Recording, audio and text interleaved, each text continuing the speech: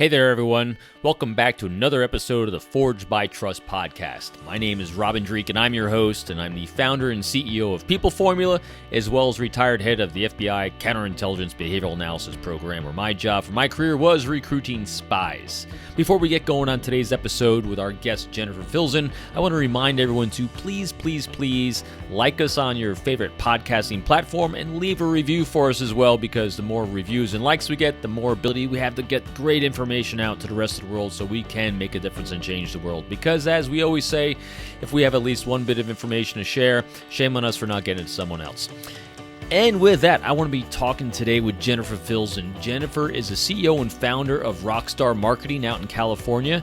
She is a phenomenal storyteller, and this episode is going to run a little bit longer just because she is a fantastic storyteller and has great anecdotes to really accentuate her 4 currencies of great relationship marketing, because for her it all comes down to building and forging great trust and relationships with her clients and her team, and there's lots of great actionable takeaways for you.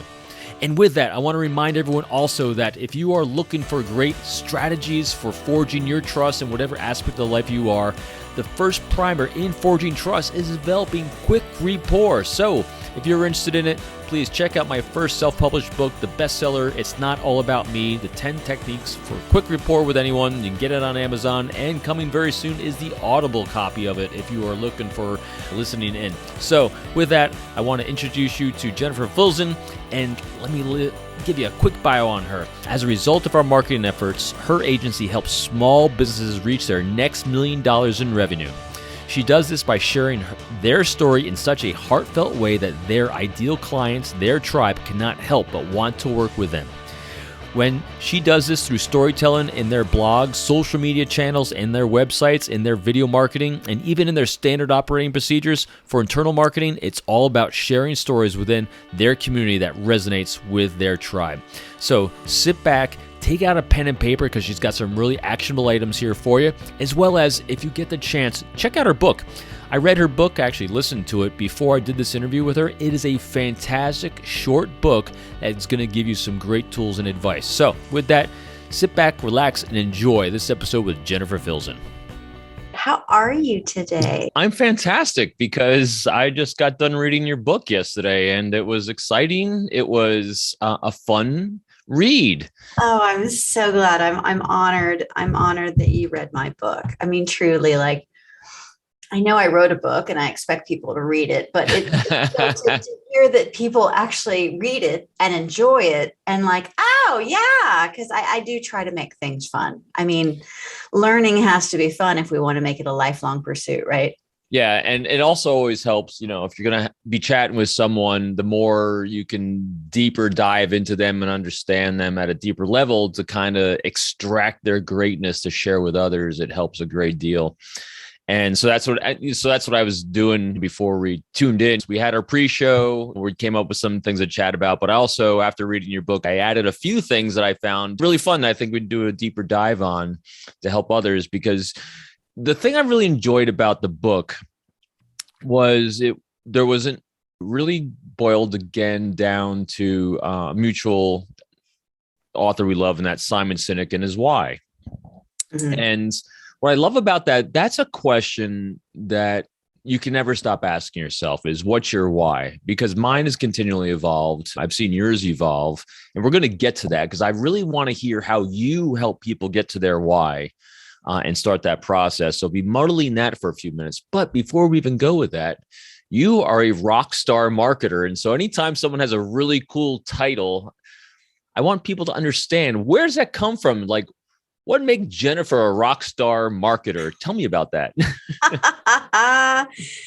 Okay, so you see the drum and the bass behind me, right? Yes. And then do you see the art behind me, the mermaid? So I got to lower my notes I have up. Oh, yes. Oh, yes. Okay. So I really am a rock star. It's just that no one knows who I am. So the story behind that is 2006, I'm going through a divorce. I start writing songs for the first time. I've been trained in voice. I've been trained in opera and jazz, and grew up in a very musical family. Can't really play instruments very well. I am that musicians always joke about how, like, singer-songwriters really aren't truly skilled musicians. And I would agree. I'm not really that skilled of a musician, but the desire to be a rock star has been the case for me ever since I was 6 years old. And when you are living in a suburb of Jacksonville, Florida in the 1970s, pre-internet, and if you want to be, a rock star, you have to live in Los Angeles or New York and, know some people. And anyway, I always wanted to do that. But fast forward to when I'm going through this divorce and I start writing music and I find a guitarist and I find a producer and we start making music and we start recording the first album, which was Sirena, which was my stage name, which is Spanish for mermaid. Say it again. What's the name again? Sirena, which is Spanish for mermaid. Can you spell that? Yeah, sure. It's Sirena, Sirena, like siren. Oh, okay. Yeah, very nice. Sirena. Mm-hmm. Yeah. And not that I am fluent in Spanish. In fact, I'm a 2-year-old can communicate in Spanish better than me, but I have tried to learn Spanish. I have failed. I have done a poor job of it, but it is going to be a lifelong pursuit. And I am currently enrolled in Babbel. But the point being is that I did have friends translate my Sirena song into Spanish. And so in the second album, which is called Groovement, I am singing that in Espanol, todos en Espanol. So anyway, it's been an interesting journey. I wanted to be a rock star. I knew that as I was pouring my own money into this adventure, I had no agent, no record label, completely had to do everything myself. And I did. And I figured, well, I have 2 options. I can either spend all this money and show off to my family and friends what I'm capable of, or I can try to take it commercial. So I decided to take the commercial pursuit, and I used social media as my platform to promote my music. So back in 2007, the social media platforms of choice were MySpace, which was the really big platform, and these 2 brand new things brand new, released to the masses, not truly brand new, but like released to the masses, Facebook and Twitter. So I used those 3 platforms to promote my music. And the thing that I always tell everybody in my marketing classes is that I spent a lot of money and I got very little back. I spent 60 grand. I got $1,400 back over a span of 5 years. Can we say horrible failure on return on investment? No, that's not a horrible failure. That is some great, powerful lessons. That's beautiful. Yes, exactly. And it's still cheaper than a college education. So yes, it is. Right. But I did feel like a complete loser for 5 years. Like, why isn't this working? And But what I didn't realize at the time is I was building the credentials and the fortitude and the forged trust of becoming a really amazing marketer. Because if I can do this kind of stuff for myself, what can I do for small businesses? So here's the punchline. Yeah, I was a financial failure, but as far as getting the buzz out about my music, we did qualify for 10 Grammys on the first one and 8 Grammys on the second one.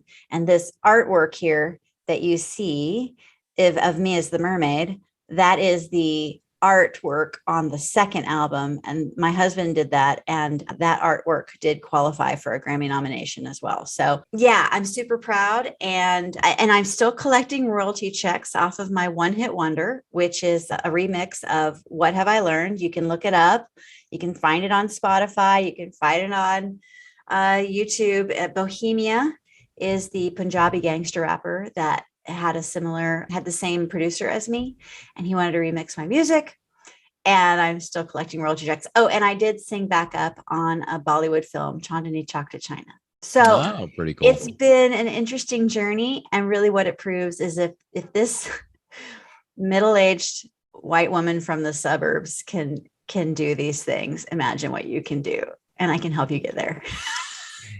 Yes, is a great origin story like all superheroes have. What I find really fascinating because I can really relate to this. And I think most people can, that are starting out and you have a dream of something you're trying to do. And as you described, you have this great resilience and determination to forge through. That can be a great gift, but also a great detriment, because it's half the equation. So the whole, as you already so eloquently said, it's all about forging trust. But the whole purpose of forging trust is forging relationships, because we alone do not have all the answers to the things we need in the universe. And as we get better at understanding, wow, we can't do this alone, we need relationships, and those healthy relationships are based upon that. So whether it's singer, songwriter, rock star, marketing, some people might say that sounds a little disjointed, but to me, understanding human beings and how to communicate effectively seems completely congruent to me. So tell me about rockstar marketing. How does that translate? How did the lessons of being a rock star translate into marketing? Oh boy. Well, it's, I'm true proof that I don't have that much talent. I'm not trying to be totally self-deprecating, but let's put it this way. When we're new at something, Robin, we don't know what we don't know. And I had such bravado as I'm a rock star. And I was doing everything I could to manifest it. And I'm sure a lot of people were just annoyed with me. It's like, no, you suck. But I didn't know that I sucked. So the point is that a lot of the music success that you see in the world is because of marketing, because there are a lot of super talented people that their music has never been seen by mass audiences. There are a lot of really amazing small businesses out there that without marketing, no one knows about them, or not enough people know about them. I hate interrupting, but please, you brought up such a key point that it really takes getting noticed, regardless of your talent. So never be down on yourself. And I can only relate it to Lady Gaga. Lady Gaga, who I absolutely love and adore because of her talent, is phenomenal. I think her greatest music is piano. Yeah. I love listening to play the piano and sing. She is a phenomenal artist. She has such talent. And yet, and when she did the movie A Star Is Born, everyone thought that she did it so well because that was her story. And she's like, are you kidding me? That had nothing to do with my story. That was not me at all, because I beat down the doors. I was screaming loud. And her what started out as her outlandish persona was what she tried to do, what she had to do to get noticed, so the people could look at her talent, because her talent was always there. I mean, you don't become that level of concert pianist by mistake. It became long years of work and struggle, but only when did she wear a meat dress did she become, this persona, so I totally understand what you're saying. And so stepping out and having someone that understands that, like you, in marketing, really goes a long way in how you tell that story. Oh, so true. And the success in anything, truly, Robin, is the mindset that you have. Are you going to be consistent in your persistence in getting your message out? There are a lot of people, it doesn't matter what field you're in, there are a lot of people that are shy about promoting themselves. And they need a person like me or you to bring them out into the spotlight, because they're like, well, I'm a mechanic, or I'm a dog groomer, or I'm an author, but I'm not that big of a deal. No, honey, you are a big deal. Let us help show the world why you're such a big deal. So that is really what rockstar marketing does. I take people who really don't think that they're a big deal, and I help put the limelight on them and their business. And it's not by magic or anything, really. I'll tell you, and I explain it actually in my book. I'm very forthright about how I do stuff. I love to teach people how I do it. So for all of your listeners, grab a pen and write this down. I've heard you say that so many times in the book. In my book. I know, right? You can't help the thing I love about your book is this isn't, and please don't take this as a dig at all. It is so granular because I hear you turning the pages. I mean, you can tell this was Jennifer being very transparent, which is a great way to build trust, is transparency, self-deprecation, vulnerability, and balance that with confidence, because you can't be a bumbling idiot and do all those things, because then people just think you're just validating you're a bumbling fool. But when you actually have confidence and competence in the things that you say you do, and you have that level of transparency, there is nothing that garners greater trust. Exactly. And that's why I love your book, because literally it was you. I can tell. It's like, I imagine you sitting right where you are, reading it, going through it, and you said it just like that. Take out a pen and paper. It's so true. Can you tell that I used to teach 7th grade? Yes, it sounded like it. And I follow, so I had to take out my cell phone while I was listening to Audible. So I'm taking all my notes. I have them here. And so I actually have them cut and pasted on the side right here. Oh my gosh, I'm so honored. I love it. Someone's listening. That's so cool. Okay, kids, take out your pen, take out your notes. Here's what we're going to do. We're going to do a quick master class on how to market your business. Okay. Really what you need to do is you need to answer the following questions. What makes me and my business special and unique? Go ahead and write that down. I'll take the time. I will repeat it. What makes me and my business special and unique? The second question is, who is it that I want to serve? Who is it that I want to serve? There's the tire kickers in life. Do you really want to serve them? No. You want to be with the people who value your talents, right? The third question is, what is your why? And that takes some digging. That does take some digging. It takes. And we're going to dig into that more in a minute. And we will definitely dive more into that. Yes, because that's so important, right? And if you don't understand your why, go listen to Simon Sinek. Go read his books. You'll understand what I'm talking about. We got Jennifer, so it's okay. Yeah, right. I'm the Simon Sinek light version. And then the fourth question really is, where do you want to target? Right. So geolocation, believe it or not, is really important. Like, if you are focused on being the best in Denver, then you need to list out all of the places in the Denver metro area that you serve. If you're nationwide, you need to make it apparent that you're nationwide. So those 4 questions are really what you need to answer for your business. And you need to tell the world on your website and your social media channels the answers to those 4 questions.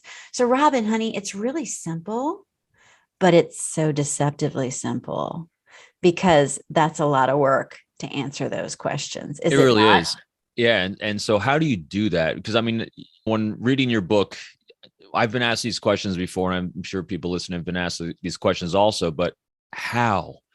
And so how do you figure out, and you did a great job talking about so what service do you do that's better than anyone else? So if everyone does oil changes, so the first question, what makes someone stand out that they do better oil changes than anyone else? How do you believe in yourself? What makes you different? Right. And in the book, I talk about penguins, don't I? How can you tell the difference between penguins? And I volunteered at the Monterey Bay Aquarium, and I worked with the penguins and the sea otters for several years.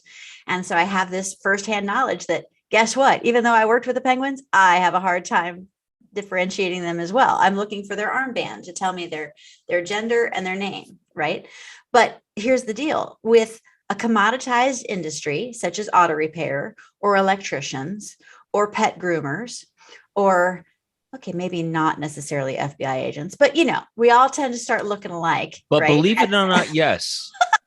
Seriously, and this kind of goes into what we're talking about here. So you take an industry, including FBI agent, which is what I'm selling a service. I'm selling a service of national security and patriotism. Yep. And if your company takes a brand hit, because believe me, I don't care what side of the aisle you're on, the FBI is taking a brand hit. How do you weather that storm of a brand hit? Right. It's relationships. And what service do you offer if you have a lot of people coming through your front door looking to have a conversation about sensitive information that your company might not be willing to share? How do you inspire them to want to do that? What are you offering them that no one else is willing to offer or even thinks they have to offer? So my first conversation with anyone was always thinking in terms of, so why should they want to talk to me from their perspective? What resource am I offering them in terms of a pain point they may or may not have? Exactly. So yes, it is all the same. It is all the same. And yeah, it's true. It's like when you recognize that the same things that we do in marketing are the same things that we do in just relationship building. It is sharing with people, what is it that I can do that no one else can do, or I can do it better, and I'm going to take away your pain. Yes. Right? Nobody wants to be in pain. And whether that's, weight loss or keeping a secret or your car's broken down or your power won't go on, there's different pain points. And how can we be the problem solvers? And that really is where the trust is, isn't it? It's so much fun to figure out that, wow, the same model applies to so many different areas. And we're going to get back to the title of the book, which kind of goes into the things that make you different, which is the give to get. But I really want to dive down into the why. This ask, the ask of trying to understand your why, the whole purpose behind your being. It is an evolution. I've rewritten mine multiple times, and I'm sure you have, from going from rock star to marketer. So even having read Simon Sinek's books, all three of them so far that I've read, and especially Start With Why, it's tough locking onto that why. So when you are first working with a company, an organization, a group, or anyone, how do you coach them? What is the why, and how do you help them understand what that is? How do they discover that? Well, some people know their why and others don't.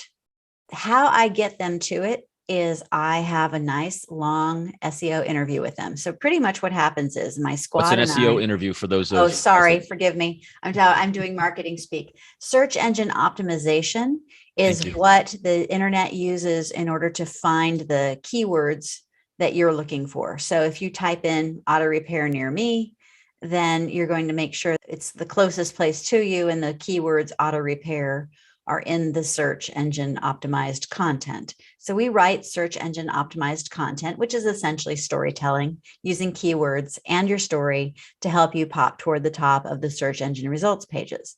And what we do in the SEO interview is we ask those 4 questions. What makes you special and unique? Who is your target demographic? What is your why? And what areas do you want to target?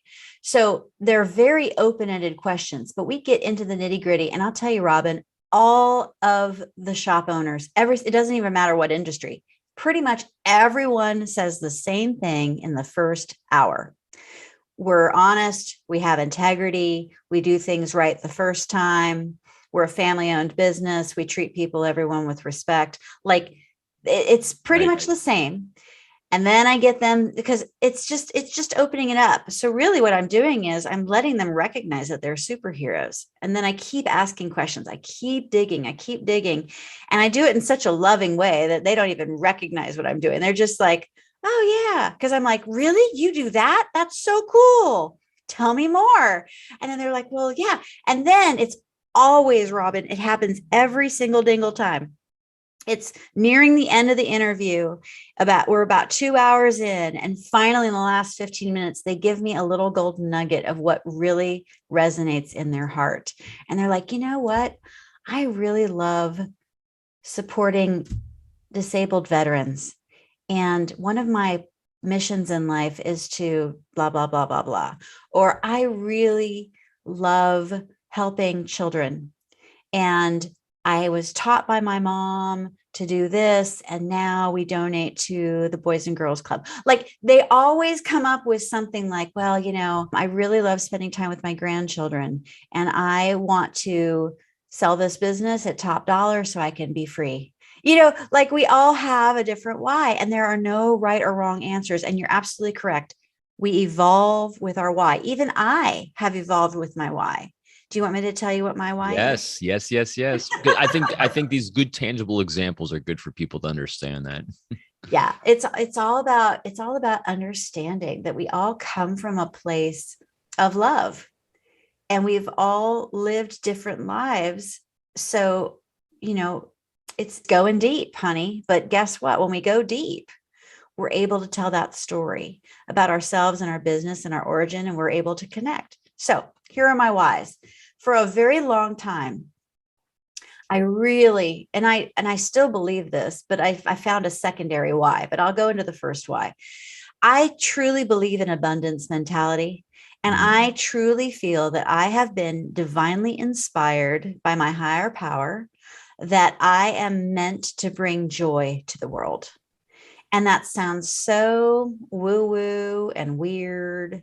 And how does one bring joy to the world? Well, I believe that my purpose in life is to be an author, be a songwriter, be a marketer, be a writer, be a speaker, be a whatever personality you want to categorize me as, teacher. Like, I do all kinds of things to create a ripple effect.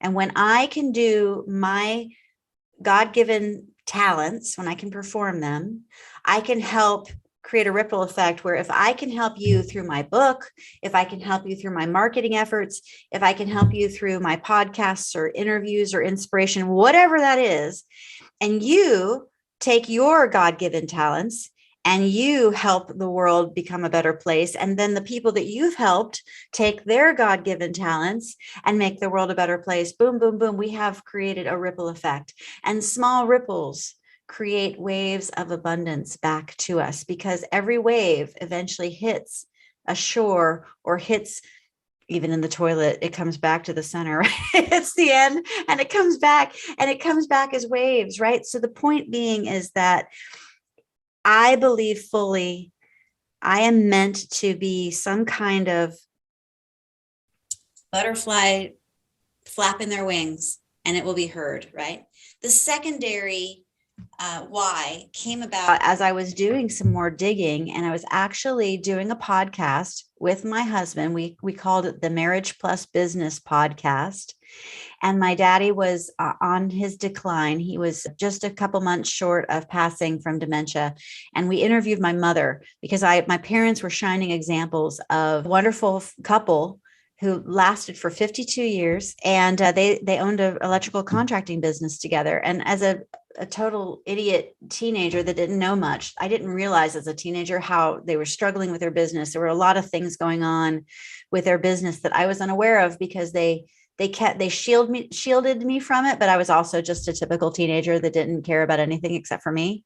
Like, sorry, but I think we all have been there, right? But the point being is that my parents really struggled, and they didn't have a business coach. They didn't have a marketing team. They didn't have a lot of the things that we now take for granted. They didn't have the internet. They didn't have the ability to go onto YouTube and to learn something. They had to know somebody who would help them. And in a very close to the vest kind of electrical contracting world, not many people were going to share their secrets. So my secondary why is helping small businesses make it. I want them to survive and to thrive, not have 3 mortgages on their house to try to save their business. I don't want their marriages to struggle. I don't want their kids to suffer. I want small businesses to hit their next million and hit all of their goals. And even if I can be silly for a moment, make all of their marketing and business dreams come true. Yeah. One group that I work with calls me the fairy godmother. So I have all the props, but the point being, and for those that are listening and not watching, Jennifer just waves her magic wand. It's true. I've got a magic wand here. There you go. Make all your wishes come true. Make a wish. Okay. There you go. Make a happily ever after.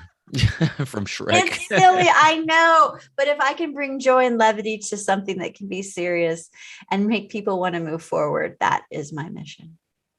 So it's really fascinating. All those things that you mentioned that you do are as part of your why, your first why. It's all encapsulated in one thing, and that's communication.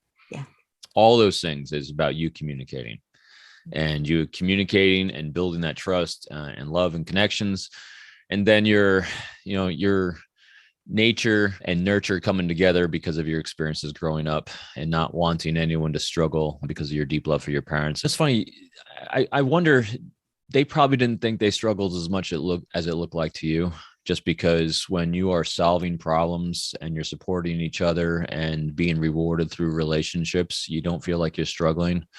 And so, especially having a daughter like you that they see growing up be successful, and just because success is the joy of watching your children have healthy relationships. That's it. What people do, it doesn't matter. It's the healthy relationships of forging trust with people around you. It makes all that difference. And so it doesn't matter how you manifest that, whether you're, communicating through your songwriting, sharing it through your singing and your rock starring, or through marketing. It's all exactly doing the same thing. You're communicating with others in an effective way to make them more successful in their lives. So yeah, makes total sense to me. I'm so glad. Because, it doesn't matter how we do it. It's just a matter of, can we do it? Right. And can you, in your business, whatever your business is, and you don't have to necessarily be the owner of the business. You can be an employee of the business. Can you show love for your clients through your acts and through your business and through your values and principles? When you show love, and people are like, love in business? Yeah. Show your clients that you love them. That brings the positive energy that makes them feel like, wow, I had the best experience with this business. I want to go back. You've mentioned that a few times. Let's dive down into that word, love, because I think when you get the hardcore type A's, like I was born to be, you hear that word love, and some people are going to be put off by that because I don't need the mushy gushies. I don't have to go around giving everyone hugs and telling them I love them. But let's actually talk about what that looks like. You're not saying I love you to someone who just walks in the front door. What exactly are you talking about? What specific actions, words, and deeds are we saying when you say you want to demonstrate love? Okay. Well, it is so subtle, but let's see if I can tell a story and make it clear. I'm going to walk into one business. It doesn't matter what the business is. Let's just call it an auto part. Let's call it an auto parts store. An auto parts store. I walk into the business. There's nobody at the front counter. The phone's ringing a lot. I don't hear anyone answering it. And when I do see a person who walks up to the front counter and I need some help, they're kind of short with me and they're kind of surly. Yep. Okay. I'm never coming back. I might tolerate it because it's a bad day, right? And maybe I strike up a conversation and maybe I bring some levity to their day and maybe they're better off, but there's just like that first appearance, right? Of like, ooh, okay. Are they showing love for their customers? Are they creating a warm and welcoming environment for their customers as soon as they walk in the door? The question could be yes, because you know what? That person could be in the back, not seen. They could be answering the phones. They could be short-staffed. There could be a lot of things, or they could be bickering in the back. There could be some strife within that organization. It could be some poor planning and organization. Maybe they lack standard operating procedures and they don't know what to do. There's a whole bunch of stuff that could be going on, but that's just, sum it up for what it is. How does it make you feel? Kind of icky. Right. And here's why, because they're not demonstrating number one thing, which centers around what we're calling love, is when you walked in that front door, you're not feeling valued. Correct. Now, here's an interesting thing that human beings, we're not looking for perfection. We're looking for effort, and transparency will beget all these things. And so say you have all these different challenges and pain points you just mentioned as a business owner, you're understaffed, you got an order, maybe a truck's at the back door, distracting your employees and everything. What can mitigate that entire thing to that experience of the customer walking in? Put a sign on the front and say, listen, we're having a rough day because of X, Y, and Z. Please be patient. Have a cookie while you're waiting. Ring the bell. All these things are demonstrating transparency, openness, and you make it about them. That's a place where the result can actually be exactly the same. It's the way you're communicating it. That's demonstrating that love. Amen, brother. Sorry, we'll be right with you. Have a cup of coffee. Yes. Yeah, right. It's not being dismissive. And let's look at the positive business. Okay. Let's just say exactly as gosh, I love it. You're reading my mind, aren't you? You walk into a business. Okay, let's just say that they're having a bad day, but they're doing everything they can to make a very positive customer service experience. They want to not just be the best shop, they want to be the most beloved shop, right? Mm-hmm. So you walk through the door and they wave to you. Hi, it's great to see you. I'll be right there.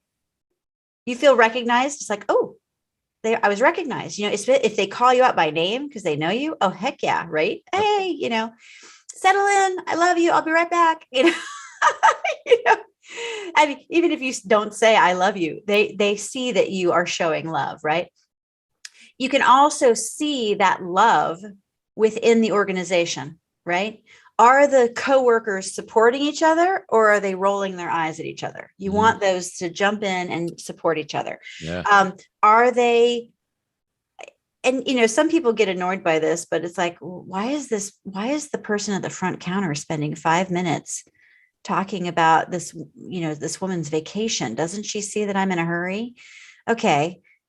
But guess what? There's a relationship between the woman who went on vacation and the front counter person, and they are nurturing that relationship. And I promise you, the person who is nurturing that relationship with the first person in line is going to also make sure that you're well taken care of. So breathe. And again, here is how a really, really astute producer of loving relationships, that when we're saying what we're looking for is love, what we're looking for is psychological comfort.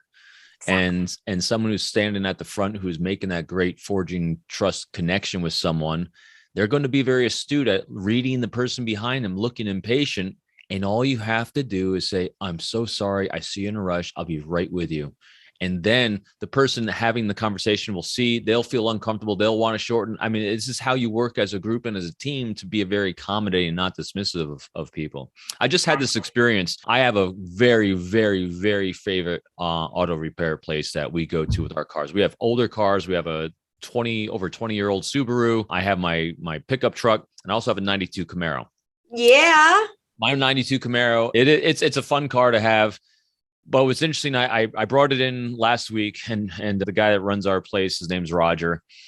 And what was really fun was we've been going there for 15 years probably. They have a lot of customers. They're a mom and pop-ish kind of place, a little bit bigger. But when I called up to ask about the status of the Camaro, I didn't even say who I was. Roger picks up the phone and goes, "Your ears must have been buzzing. We were just talking about your car." I didn't even say. He actually must have had me on speed dial, recognize the phone number. That is and love. that little bit right there. And here's what's interesting about giving the love. They saved us from a vacation when a dealership wouldn't take our truck when something had happened, because we go on these camping vacations. I called him on the phone. He goes, "Bring it in right now." He told me what to do to make sure that the engine wouldn't blow up. I got it there. It was a simple thing that took like 15 minutes to fix. And the other place wouldn't even guarantee we could get in that day. And the next time I brought in my Camaro to have service, I brought a $100 gift card for Domino's for the entire staff. Wow. Because I valued how they valued me. And that's how you forge relationships. I couldn't even tell you what they charge me for an oil change. I don't even care. Exactly. Yep. Because when we have that trust, we can just say, here you go. Here are my keys. Take my freedom. And here's what this was also blows my mind. These little things, again, talking about that thing that makes you special. He, as the manager of the whole place, he goes for the test drive in every single car before it goes out that door. They don't even advertise that. I've seen him do it. When I walked in the front door, I see him getting back with the technician that actually did the repairs. He'll go in a ride to make sure everything's sounding right, going right. I mean, it's that above him. I have no idea what the hell they charge compared to the competitors. I don't even look. I don't care. Exactly. Because you know that you're being taken care of, and that car is your baby, and they're trading that car with love, just as you would, but they've got the tools and the equipment and the skills that can handle it. Because let's face it, we don't have a lift in our garage. Do you? I don't have, Nope. I don't have all the diagnostic equipment. And even when he couldn't get a part for the 92 Camaro, he calls me on the phone and says, "Are you inconvenienced? Do you need a car?" Because they actually have a bunch of cars that they buy on the side, and it's nothing they market or advertise. But if you're inconvenienced, they're going to give you a car to loan. And that is, and you use honestly, that as one of Robin, the examples in the book as well. I saw that. I yeah. recognized it. Yeah. And that shop that you work with is exactly the type of shop that I work with and market for. Yeah.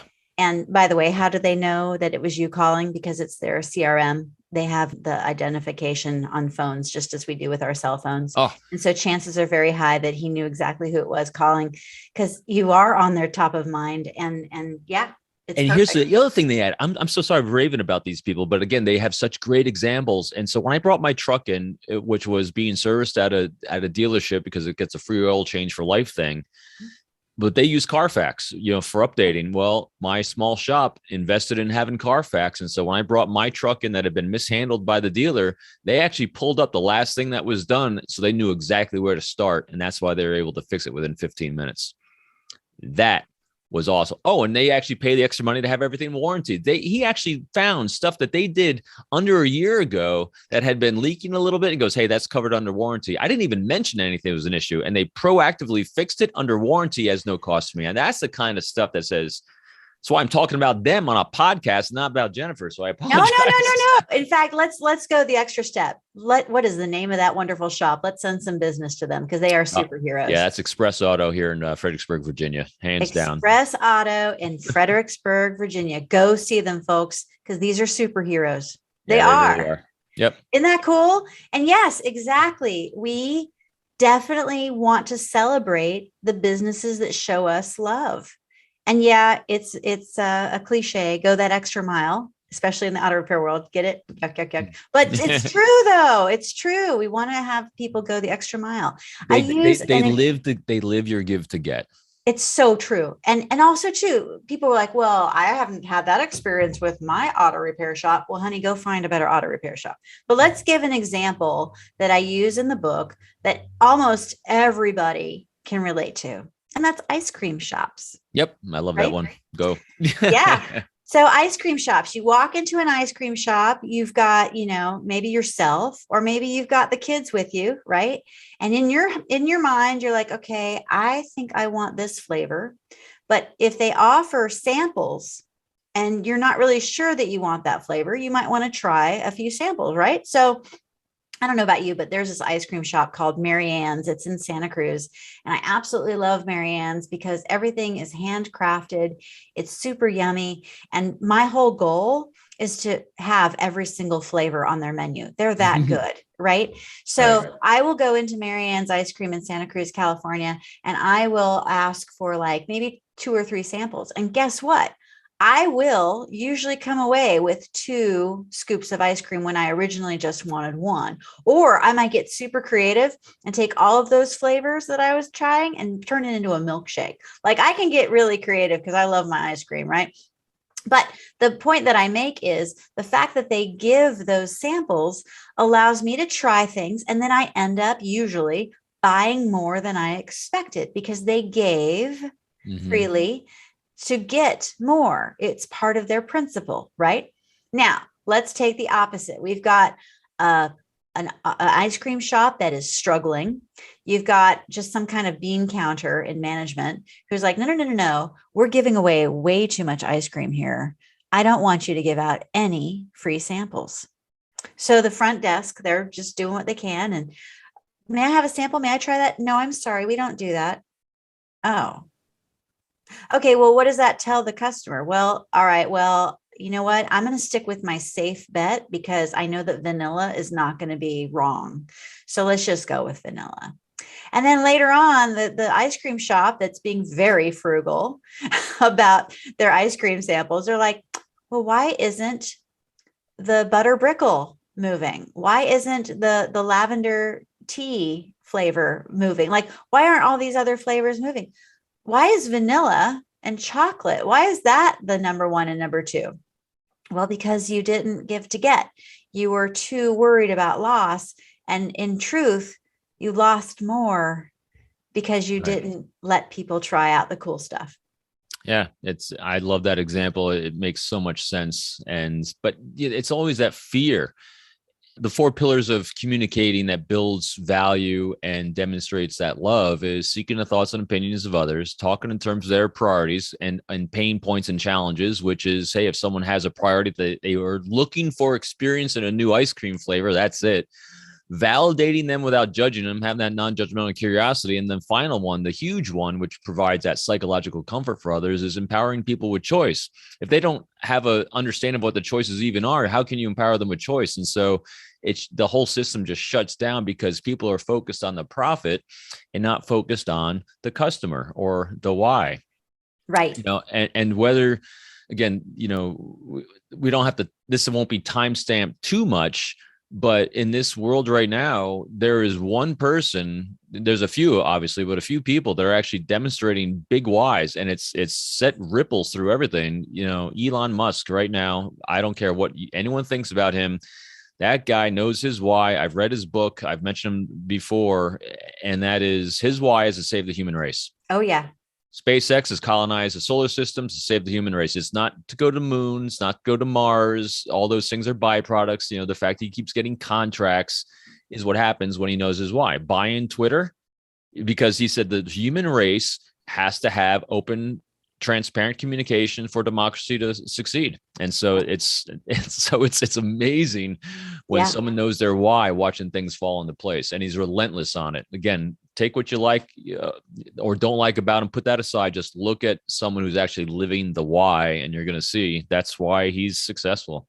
Oh, yeah, for sure. And when you know your why and you dial it in, got to make sure, okay, write this down, folks who are taking notes. Here's another one, the pen and paper. If you want to make sure that your business really thrives, you need to make sure that every single person on your team knows your why, so they can act in lockstep with the values of the company. So how do you do that?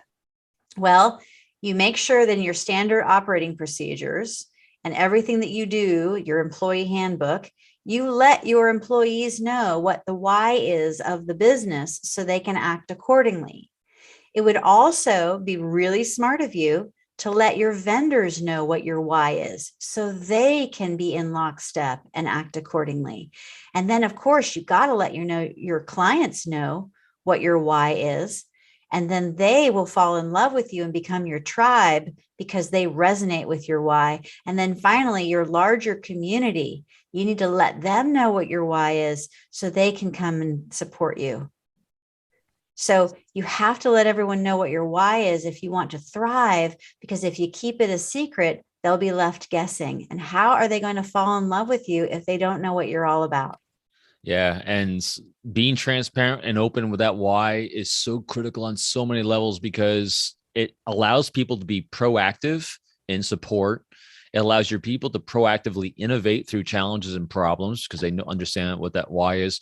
And the other thing I love about the way you describe it is when people hold that why in, it's actually, that's what the rule, one of the 48 rules of power from Robert Greene is holding information. And power is about self. Leadership is about others.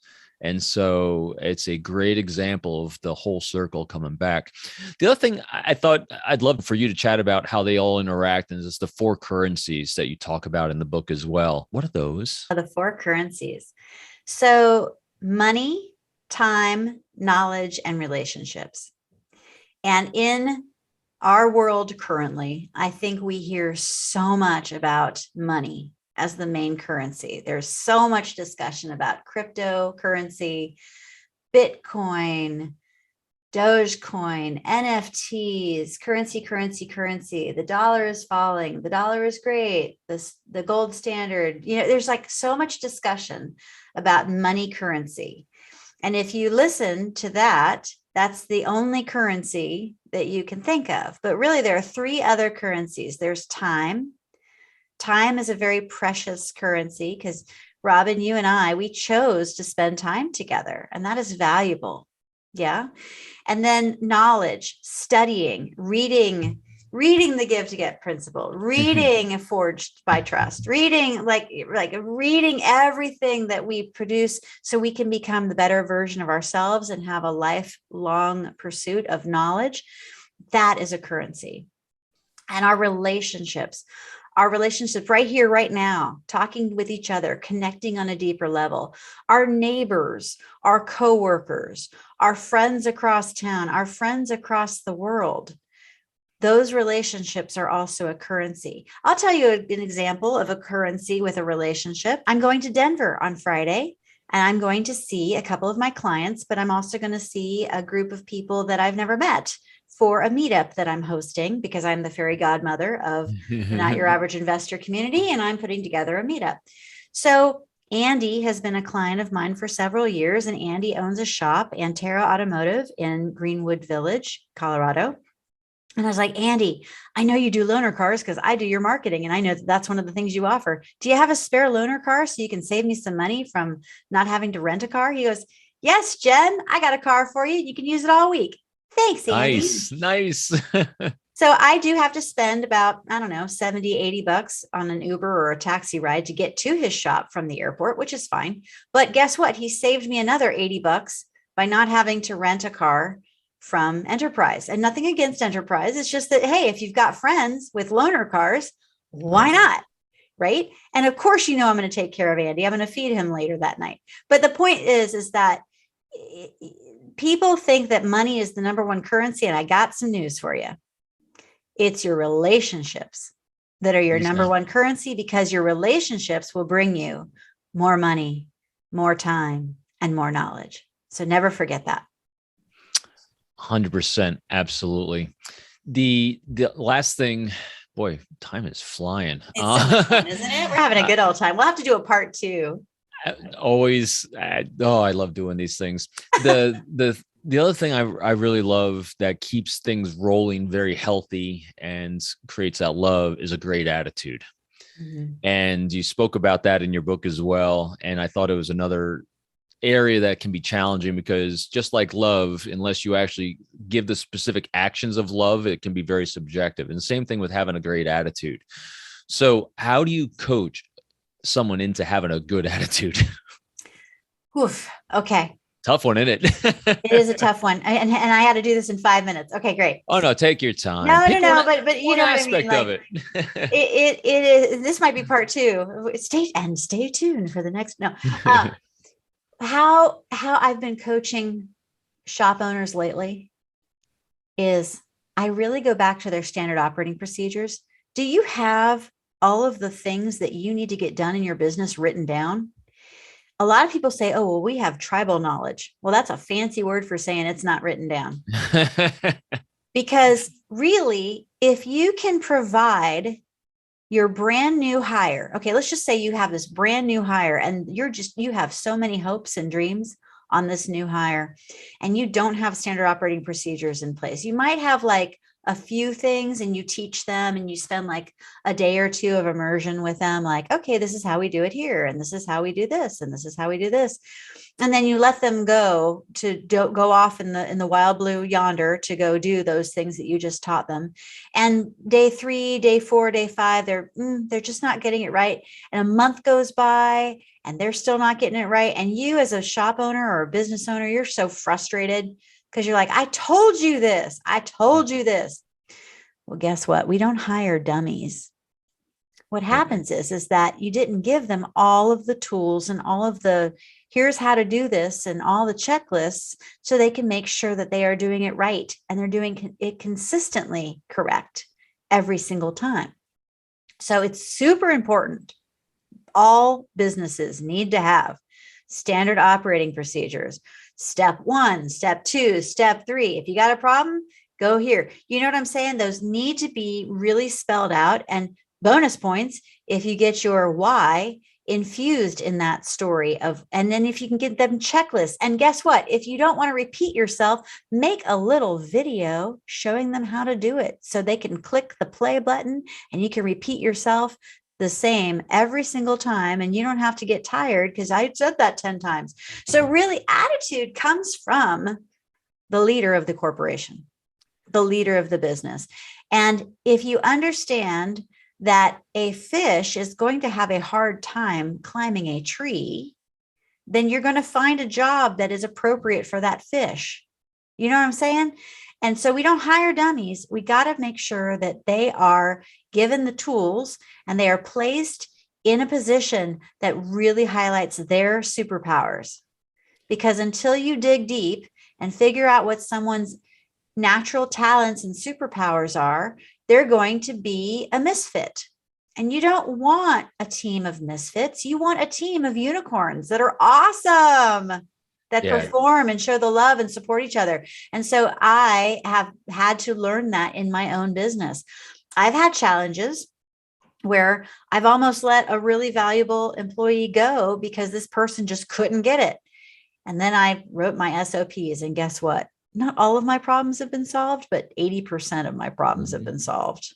Okay. So I have lived it. It's like, oh my gosh, yes, this is true. Write this stuff down. Give yourself a short checklist of, look, to close up the shop by the end of the night. These are all the things that must be done. Write it down. Make it easier for people to be successful. Because if you keep them guessing as to how they're going to be successful, it ain't going to work. It is such an elusive obvious. You know, when you think about having people feeling good at work and having a great attitude, people think they have to have free coffee, office picnics, all these rah-rah cheerleading things, which is good and fine. But psychologically, people need to understand what the expectations are, what success looks like, and how to get there. They need a roadmap to start. Now, the roadmap to start with understanding the why so they can innovate when things go sideways, that's where that great feeling of accomplishment and success and prosperity comes from, and psychological comfort, because they know, because again, psychological comfort comes from what? An understanding and a feeling of control of what's going on inside of me and those things around me. And the way you can do that is provide them those great SOPs. So it almost sounds counterintuitive that the way to have great employee attitude is by creating structure. Yep. But it's so true. I mean, think about children growing up. Oh, yeah. The children that are complete mayhem because there's no rules, there's no structure in a classroom or at home. They're the most unhappy, sad little kids just because they don't have that structure. And the ones that are prospering so well is because there's all that structure. Yeah. Our human brains are craving it and need it. And so what a nice, easy fix that is. Just provide the structure to have that great attitude. You explain that why, and you will have rock star performers from your rock star marketing company.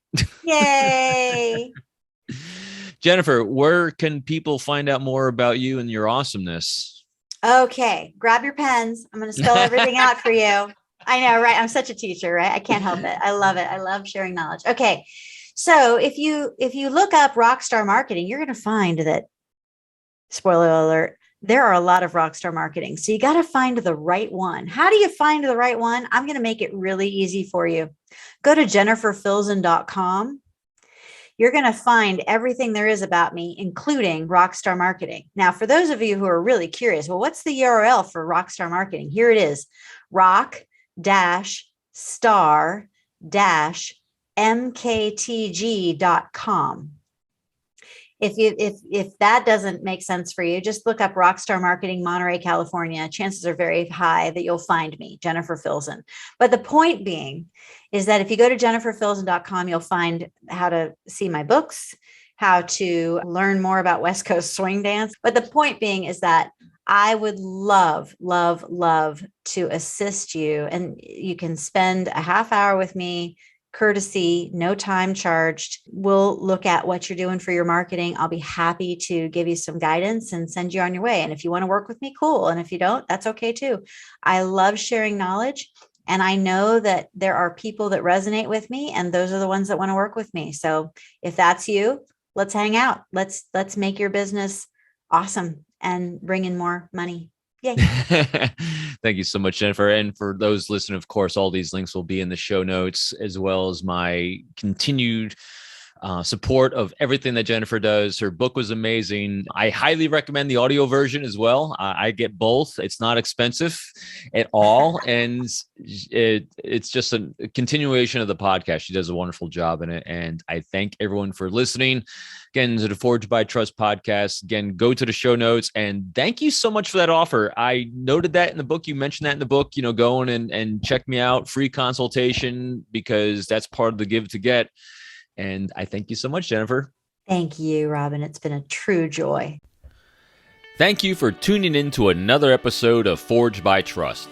If you enjoyed the show, took away a few new tools, I hope you will leave a great review of the show to show your support. If you are interested in more information about how to forge your own trust building strategies, please visit my website at www.peopleformula.com. You can also follow me on my social media sites included in the show notes. I'm looking forward to sharing my next Forged by Trust episode with you soon.